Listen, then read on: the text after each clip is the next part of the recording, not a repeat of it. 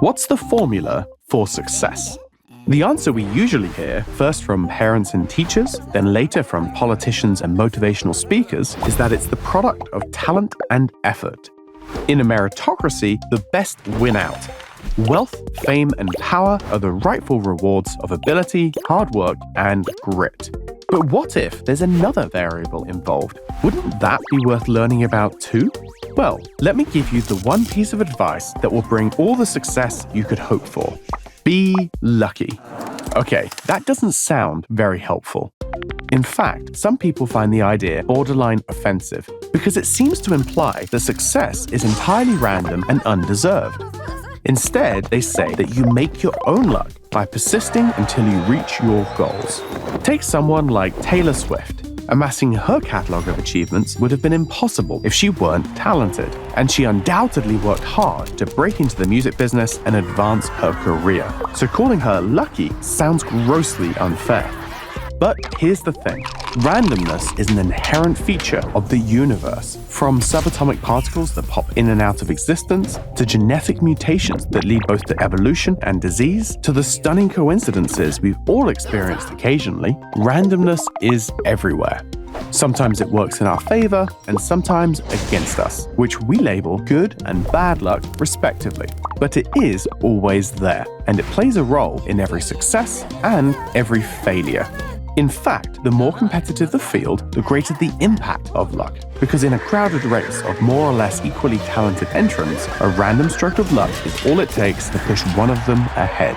In Taylor Swift's case, that includes being born to wealthy parents who could provide a huge amount of support early in her career. So acknowledging that luck had a hand in someone's success doesn't cancel out their hard work or deny them credit. It just tells a more complete version of the story. If all of this is true though, why do we so often overlook the role of luck in our narratives of success? One reason might be the way our brains make sense of the world by looking for patterns of cause and effect. We see effort and success together and draw a straight line from one to the other, giving us not only an explanation, but also a path we could follow ourselves, which is surely behind the popularity of books claiming to reveal the secrets of successful people. But because luck is both unpredictable and unrepeatable, it doesn't fit into this neat mental model of the world. And as a result, whether consciously or unconsciously, we tend to ignore it. Missing this aspect of how the world works isn't just a harmless mistake, though.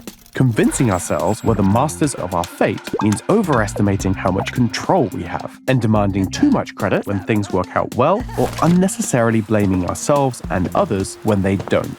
But while it's healthy to acknowledge where we lucked out, we don't want to run to the other extreme of believing we have no control either, because this can be just as harmful and risks missing the best opportunities to make our own luck. Think of it like this. If you're hit by a car crossing the street and a doctor happens to be walking past, that's pretty lucky.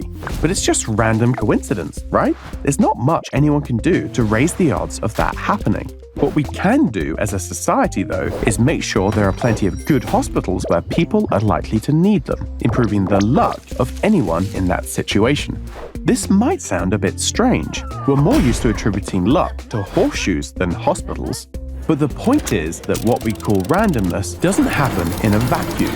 While we can't control the luck of the individual, we can influence our collective luck by making broad predictions, then building springboards towards good luck and safety nets against the bad.